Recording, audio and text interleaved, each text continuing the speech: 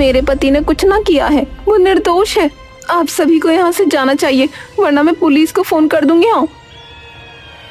अरे तेरा पति निर्दोष नहीं है, बल्कि वो तो एक नंबर का लालची, धोखेबाज और दोषी इंसान है। हाँ, जल्दी अपने पति को बाहर भेज, नहीं तो हम गांव वाले तेरे घर के अंदर घुस जाएंगे, बता रहे। हाँ अनुराधा बहन, तुम हमारे बीच में मत आओ। अपने पति रामलाल को हमारे हवाले कर दो। उसने हम गांव वालों के साथ विश्वासघात किया है, हम उसको किसी भी हालत में न छोड़ेंगे। हाँ हाँ, बाहर निकालो। हाँ, बाहर निकालो उस लालची रामलाल को। हाँ हाँ, बाहर निकालो। हाँ, बाहर निकालो, छोड़ेंगे नहीं। गांव वालों का गुस्सा देखकर अनुराधा घबरा जाती है। देखिए, हम लोग आराम से बैठकर भी तो बात कर सकते हैं ना। भगवान के लिए दया कीजिए, मेरे पति को बख्श दीजिए, उनके अलावा मेरा इस दुनिया में कोई नहीं है। गांव वालों, ये औरत ऐसे नहीं मानेगी, इसके ऊपर पत्थर फेंको। जब ये दर्द से चिल्लाएगी तो इसका पति खुद ही बाहर आ जाएगा। सभी गांव वालों ने पत्थर उठाकर अनुराधा के ऊपर फेंकना शुरू कर दिया। अनुराधा की दर्द भरी आवाज सुनकर रामलाल से रहा नहीं गया और वो बाहर आ गया। अरे अरे, रुक जाइए, रुक जाइए। आप लोगों को जो करना है वो अब मेरे साथ कीजिए। देखिए, मेरी पत्नी का इसमें कोई हाथ नहीं है, वो निर्दोष है, तो उसे छोड़ दीजिए। अरे रुक जाइए, अरे भाई साहब रुक जाओ। अरे अरे रुक जाइए भाई साहब। अरे अरे रामू, अरे श्यामू, अरे रुक जाओ। गांव वाले रामलाल और अनुराधा दोनों पर पत्थर बरसाने लगे। आखिर गांव वाले उन दोनों पर पत्थर क्यों बरसा रहे थे? इसके पीछे क्या वजह थी? वजह जानने के लिए हमें 1 साल पहले की कहानी जाननी होगी। 1 साल पहले। क्या बात है जी, आज आप बड़ा खुश लग रहे हैं। अरे खुश कैसे नहीं रहूंगा, आखिर आज हमारी शादी की सालगिरह है। अरे, आपको हमारी शादी की सालगिरह याद थी? मुझे तो लगा कि काम की वजह से आप भूल गए होंगे। अरे, मैं काम की वजह से हमारी सालगिरह नहीं भूल सकता। हाँ, क्योंकि मेरा काम आज जिस भी मुकाम पर है सिर्फ तुम्हारी वजह से है। अच्छा, आंख बंद करो जरा, देखो मैं तुम्हारे लिए कुछ तोहफा लेकर आया हूँ। अरे वाह, तोहफा लाइए, जल्दी दीजिए। अरे पहले अपनी आंखें बंद तो करो भाई। हाँ, ठीक है, ये लो, अब तुम अपनी आंखें खोल सकती हो। हाँ। अरे वाह, ये साड़ी तो बहुत खूबसूरत है, आप सच में बहुत अच्छे हैं, दुनिया के सबसे अच्छे पति हैं। दोनों इस तरह से बहुत खुश थे।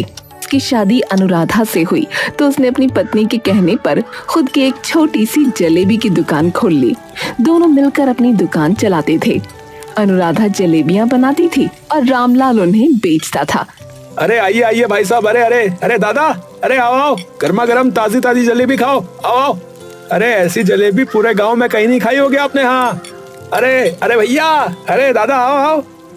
अरे रामलाल भैया, जरा 1 किलो जलेबी तोल दो। बात तो तुम सही कहते हो, तुम्हारे जैसी स्वादिष्ट जलेबियां गांव में कोई और नहीं बेचता। सच में तुम्हारी बीवी के हाथों में तो जादू है, जादू। गांव में आते ही सबको अपने हाथ की जलेबी का शौकीन बना लिया।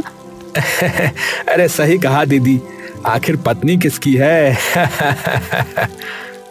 ये बात बिल्कुल सच थी कि रामलाल की पत्नी बहुत स्वादिष्ट जलेबियां बनाती थी, जिस वजह से पूरा गांव उनकी जलेबी खाना पसंद करता था। सिर्फ गांव ही नहीं, बल्कि आसपास के गांव के लोग भी उनकी जलेबियां खाना पसंद करते थे। अरे भैया, आपकी जलेबी के चर्चे बहुत सुने, क्या आप हमें 1 पाव जलेबी देंगे क्या? अरे हाँ हाँ, क्यों नहीं भैया, अभी देते हैं। लीजिए, अभी बात देता हूँ आपके जलेबी। अच्छा, वैसे भैया जी, आपको आज से पहले इस गांव में कभी देखा नहीं, इस गांव में नए आए हैं क्या? अरे नहीं नहीं भाई, दरअसल मैं अपने दोस्तों के साथ शहर से यहाँ घूमने आया था, फिर कुछ लोगों से आपकी जलेबी के बारे में सुना, तो इसीलिए बस यहाँ जलेबी लेने आ गया। वैसे आपकी जलेबी देख के मुंह में पानी आ रहा है भाई साहब। अच्छा अच्छा अच्छा, इसका मतलब आप शहर से आए हैं भाई साहब। फिर तो आप हमारे मेहमान हुए। मैं आपको कुछ जलेबियां जो है ना मुफ्त में ही देता हूँ। लीजिए लीजिए, ये ऐसे ही आप ट्राई कीजिए, खा के देखिए कैसी है। जी जी भाई साहब, चखाइए। अरे वाह वाह वाह, इतनी रसीली और इतनी ये करारी करारी और इतनी सौंधी सौंधी गरम। आहा, सच में बहुत मजा आ गया भैया। ठीक है, अब मैं चलता हूँ। अच्छा, ये लीजिए आपके पैसे। रामलाल का स्वभाव उसके धंधे में एक बहुत महत्वपूर्ण भूमिका निभाता था। वो हमेशा अपने ग्राहकों से बहुत तमीज से पेश आता था। यही कारण था कि उसकी तरक्की दिन दोगुनी रात चौगुनी होने लगी, जिसका पूरा श्रेय रामलाल अपनी पत्नी को देता था। तुम जानती हो अनुराधा, इस महीने हमारी बहुत अच्छी कमाई हुई है। तो मैं सोच रहा हूँ कि क्यों ना हम एक घर खरीद लें। ये तो बहुत अच्छा विचार है जी, लेकिन हम घर लेंगे कहाँ? अरे वो अपने मुखिया जी के सामने वाली जमीन जो है ना, वो खाली पड़ी है। अब मैंने उसके मालिक से बात कर ली है, वो हमें अपनी जमीन बेचने को तैयार है, वो भी बहुत सही दाम पर। ये तो बहुत अच्छी बात है, लेकिन मुखिया जी के सामने वाली जमीन ठीक रहेगी क्या? मुखिया जी का मिजाज तो हम सभी को पता है। अरे तो हमें उनसे क्या मतलब होगा। मैंने देखो विचार कर लिया है, मैं वही जमीन लूंगा और जल्द ही वहां पर काम भी शुरू करवा दूंगा। हाँ, लेकिन मैंने सोचा है कि जब तक हमारा मकान बनकर तैयार नहीं हो जाता, तुम ये बात किसी को बताना मत। अच्छा? मैं समझ गई। रामलाल मुखिया के सामने वाली जमीन खरीद तो लेता है और वहाँ पर घर बनवाना शुरू कर देता है, लेकिन गांव में अभी किसी को नहीं पता था कि वो घर रामलाल बनवा रहा है। एक दिन, अरे मुखिया जी, आपके घर के सामने इतना आलीशान घर कौन बनवा रहा है? क्या सामने वाली जमीन भी आप ही ने तो नहीं खरीद ली? अरे हरिया काका, यही तो मैं भी पता लगाने में लगा हूँ कि आखिर ये जमीन खरीदी किसने है। किसके अंदर इतनी हिम्मत आ गई जो मेरे ही घर के सामने मुझसे ज्यादा आलीशान घर बनवा रहा है। अगर पता लग जाए तो अच्छी खटिया खड़ी करूंगा उसकी। कुछ समय बाद रामलाल का घर बनकर तैयार हो जाता है। गृह प्रवेश वाले दिन पूरे गांव को पता चलता है कि वो घर रामलाल का है। क्या बात है अनुराधा, तुमने तो चोरी छुपे पूरा घर बनवा लिया, किसी को कानो कान खबर तक ना लगने दी। ऐसी बात नहीं है भाभी जी, वो दरअसल घर बनवाने में कोई अड़चन ना आए, इसलिए मैंने और मेरे पति ने गांव वालों से ये बात छुपाई थी। मुखिया को जब इस बात का पता लगता है तो वो आग बबूला हो जाता है। उस दो कौड़ी के रामलाल की इतनी हिम्मत कि उसने मेरे घर के सामने अपना एक आलीशान घर बनवा लिया। मुखिया जी, उसका घर तो सच में बहुत आलीशान है। उसके घर के आगे बुरा मत मानिएगा मालिक, अब आपका घर तो कुछ भी नहीं लगता है। शायद वो आपसे ज्यादा अमीर हो गया है मालिक। हैं? क्या कहा तूने? जलेबी वाले की तुलना तू मुझसे करता है? चाहे वो कितना भी बड़ा घर बनवा ले, रहेगा तो वो दो कौड़ी का जलेबी वाला ही ना। माफ करना मुखिया जी, छोटा मुंह बड़ी बात हो गई, लेकिन वो जलेबी वाला अब आपसे कहीं ज्यादा मशहूर और अमीर भी हो गया है मालिक। कुछ दिन, सिर्फ कुछ ही दिनों में मैंने उसे फिर से फकीर ना बना दिया ना, तो मैं भी मुखिया नहीं। चलिए जी, सब कुछ अच्छे से निपट गया। आपने मुखिया जी के यहाँ न्योता नहीं भिजवाया था क्या? कोई आया नहीं उनके यहाँ से? अरे पता नहीं क्यों नहीं आए। तुम ऐसा करो, तुम थोड़ी मिठाइयाँ पैक कर दो, मैं उन्हें घर देकर आता हूँ।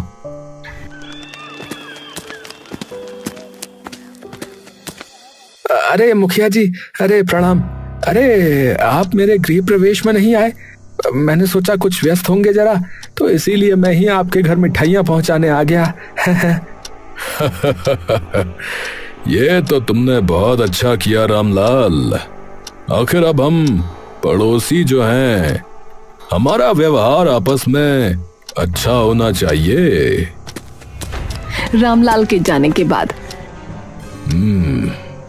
तुम्हारी ये खुशी ज्यादा दिन टिकने वाली नहीं है रामलाल। तुम्हें ऐसा मजा चखाऊंगा, ऐसा मजा चखाऊंगा कि तुमने सोचा भी नहीं होगा। मुखिया मन ही मन रामलाल से बदला लेने की सोच लेता है। वो अपने नौकर को रामलाल की दुकान पर भेजता है। तुम समझ गए ना कि तुम्हें क्या करना है? जी जी मालिक, मैं समझ गया कि मुझे क्या करना है, और मैं ये भी समझ गया कि किसी भी हालत में अगर मैं पकड़ा गया तो मुझे आपका नाम नहीं लेना है। बहुत अच्छे, अब जाओ और अपना काम करके आओ। तुम्हें लगातार 1 हफ्ते तक ऐसा करना होगा, और उसके बाद मैं तुम्हें मुंह मांगी कीमत दूंगा, और फिर तुम पैसे लेकर ये गांव छोड़ कर चले जाना, समझे? जैसा आप ठीक समझे मालिक, ठीक है।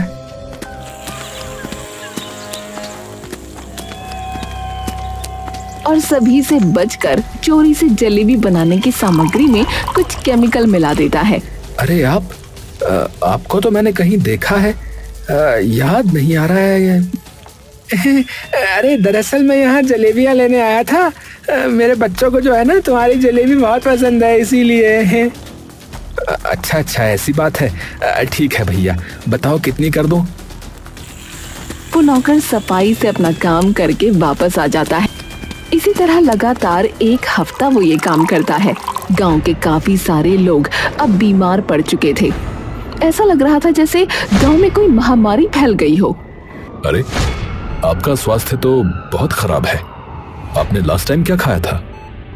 डॉक्टर साहब, आज सुबह सुबह मेरा कुछ मीठा खाने का मन कर रहा था, तो मैंने रामलाल भैया के यहाँ की जलेबियाँ खाई थी। बड़ी अजीब बात है। पिछले 1 हफ्ते से जितने भी पेशेंट मेरे यहाँ आए हैं, सभी ने यही जवाब दिया है कि उन्होंने लास्ट टाइम जलेबियां खाई थी। तो क्या इस बीमारी का कारण जलेबी है? मुझे तो कुछ समझ में नहीं आ रहा है। अरे बहन, तुमने सुना? हमारे गांव में जो बीमारी फैल रही है वो रामलाल की जलेबी की वजह से फैल रही है। जिसने भी उसकी जलेबी खाई, आज की डेट में वो सब बीमार है। तुम सही कहती हो बहन, हम सभी को मिलकर मुखिया जी के पास जाना चाहिए। अब वही इस बात का कोई समाधान निकालेंगे। गांव के सब लोग एकजुट होकर मुखिया के घर जाते हैं। मुखिया दरवाजे पर ही खड़ा था, मानो जैसे कि वो उन्हीं का इंतजार कर रहा हो। अरे, क्या बात है, क्या बात है? आप लोग इतनी भारी मात्रा में मेरे घर क्यों आए हैं? अरे बहुत भारी समस्या आ गई है मुखिया जी, अब तो आपको हमें बचाना ही होगा।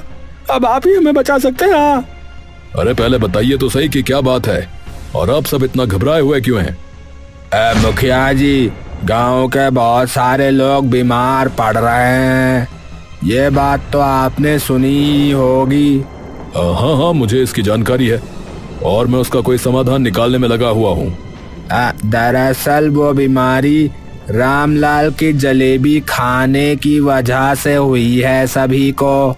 क्या बात कर रहे हो? ऐसा नहीं हो सकता। तभी भीड़ में से गांव का डॉक्टर निकलकर बाहर आया। मुखिया जी, ये सभी सच कह रहे हैं।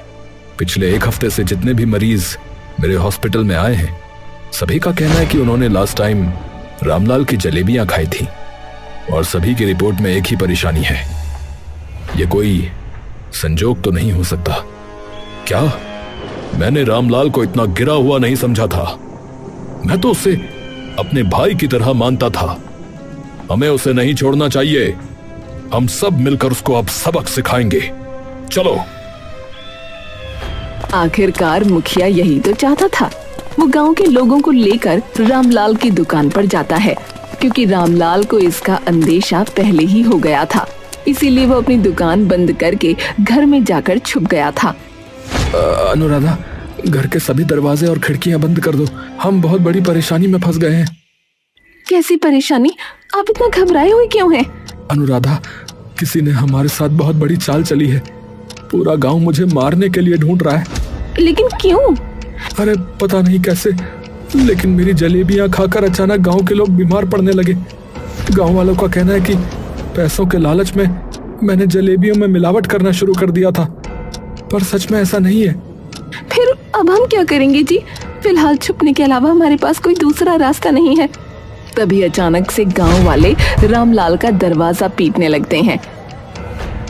आप यहीं रहिए, मैं गांव वालों को समझा कर आती हूँ। मुझे यकीन है वो मेरी बात का यकीन जरूर करेंगे। अनुराधा बाहर जाती है और गांव वाले उसकी एक नहीं सुनते, बल्कि उसके ऊपर पत्थर बरसाने लगते हैं। अपनी बीवी को बचाने के लिए रामलाल को घर के बाहर आना ही पड़ता है। गांव वाले उसे पीट पीट कर पुलिस के हवाले कर देते हैं। इंस्पेक्टर साहब, मेरे पति की कोई गलती नहीं है। मेरे पति बहुत ईमानदार आदमी हैं। वो पैसों के लालची हो ही नहीं सकते। मुखिया जी, मैं आपके हाथ जोड़ती हूँ, हमें बस एक मौका दे दीजिए। मेरे गांव में गलती करने वालों को ऐसी ही सजा मिलती है। अगर तुझे अपनी जान प्यारी है तो इस गांव से निकल जा, वरना तेरे साथ तेरे पति से भी ज्यादा बुरा होगा, समझी? रामलाल को इंस्पेक्टर जेल में ले जाता है। दूसरी तरफ अनुराधा को गांव से निकाल दिया जाता है। वाह मुखिया जी वाह, आपका तो कोई जवाब ही नहीं है। वैसे अगर मेरे पैसे मुझे मिल जाते मुखिया जी तो अच्छा होता, फिर मैं चला जाता। क्या कहा तूने? इस छोटे से काम के लिए तुझे अब पैसे चाहिए हैं? लेकिन मालिक, आपने ही तो कहा था कि आप मुझे ढेर सारे पैसे देंगे। अरे तो तूने क्या मेरी बातों को सच मान लिया क्या? अरे भाई अतरंगी और बजरंगी, अरे जरा इसकी सेवा तो करो थोड़ी। मुखिया अपने आदमियों से कहकर उस नौकर की बहुत पिटाई करवाता है। इसको इतना मारो कि ये किसी को कुछ बोलने लायक ना बचे, समझे? पैसे चाहिए। किसी तरह जान बचाकर वो नौकर गांव से बाहर भाग जाता है। गांव के बाहर उसकी मुलाकात अनुराधा से होती है। अरे आप ठीक तो है ना? आपकी इतनी बुरी हालत किसने की? जरा ठहरिए भैया, मैं आपके घावों को साफ कर देती हूँ, वरना इनमें इन्फेक्शन हो जाएगा।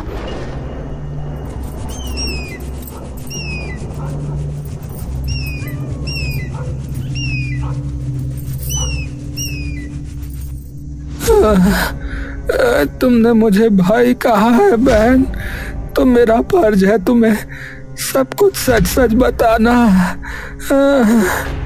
क्या मतलब? क्या आप मुझे जानते हैं? हाँ बहन, मैं तुम्हें अच्छे से जानता हूँ। आज तुम्हारी ये हालत मेरी ही वजह से है। भगवान के लिए क्या आप मेरी मदद करेंगे? आपकी मदद से मैं अपने पति को जेल से रिहा करवा सकती हूँ और उस मुखिया को इसकी सजा भी दिलवाना चाहती हूँ। भगवान के लिए मेरी मदद कीजिए। मैं तुम्हारी मदद जरूर करूंगा बहन। मेरी गलती सुधारने का इसके बाद मुझे दोबारा मौका नहीं मिलेगा।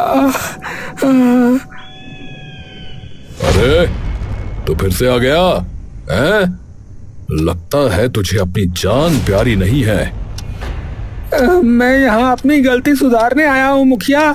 हाँ, मैं तुझे कहीं का नहीं छोड़ूंगा। तूने किसी का घर उजाड़ा है, समझे? क्या कहा? कहीं का नहीं छोड़ूंगा? अरे देखो तो जरा, कौन बोल रहा है, जिसने खुद मेरे कहने पर रामलाल की जलेबियों के सामान में जाकर केमिकल मिलाया था, वो बोल रहा है। हाँ मिलाया था, लेकिन आपने पूरी चाल चली जिससे रामलाल गुनहगार साबित हो सके और वो अपना आलीशान घर छोड़कर चला जाए ताकि आप इस घर पर कब्जा कर सको, इसीलिए मिलाया था। हाँ सही कहा, क्योंकि इस गांव में मुझसे ज्यादा अमीर कोई नहीं हो सकता, समझा? अगर गांव के लोग पैसे वाले होने लगेंगे तो इस गांव पर मेरा राज कैसे चलेगा रे? इस गांव का सिर्फ एक ही मुखिया था और वो मैं हूं, और हमेशा मैं ही इस गांव का मुखिया रहूंगा, समझा? मुखिया की ये सारी बातें अनुराधा अपने मोबाइल में रिकॉर्ड कर रही थी। वो ये रिकॉर्डिंग सभी गांव वालों को और इंस्पेक्टर साहब को सुनाती है। कि मुखिया इतना हरामी इंसान निकलेगा, हमने तो सोचा भी नहीं था। इतना ही नहीं, ये हम गांव वालों को अपना गुलाम समझता है और धोखे से हमारी जमीन और घर हड़पना चाहता है। इंस्पेक्टर साहब, रामलाल बेगुनाह है, उसको छोड़कर इस मुखिया को जेल में डालिए। हाँ हाँ, मुखिया को धरिए। हाँ हाँ, मुखिया को पकड़िए मालिक। इंस्पेक्टर रामलाल को रिहा कर देता है।